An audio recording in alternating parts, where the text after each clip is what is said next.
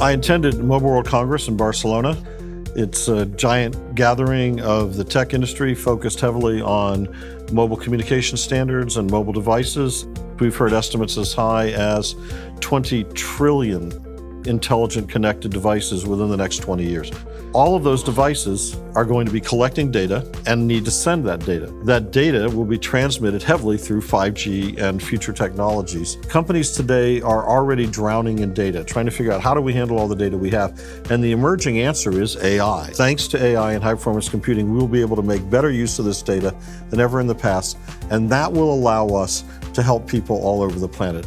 So what I found particularly optimistic about the show was that it was talking about human benefit, about including everybody, not leaving people behind. More than one time you'd go up to a booth and it would talk about for all of humanity.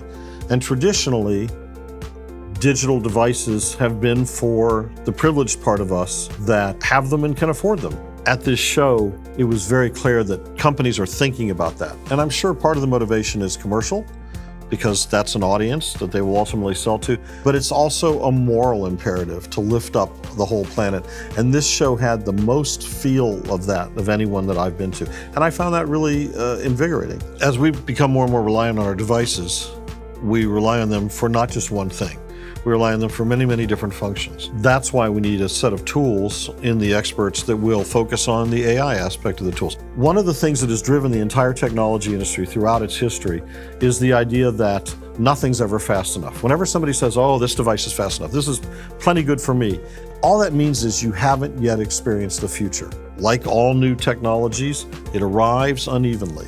And knowing where the best is and knowing how to get the best is something that will help consumers. And that's what we want to do with the experts.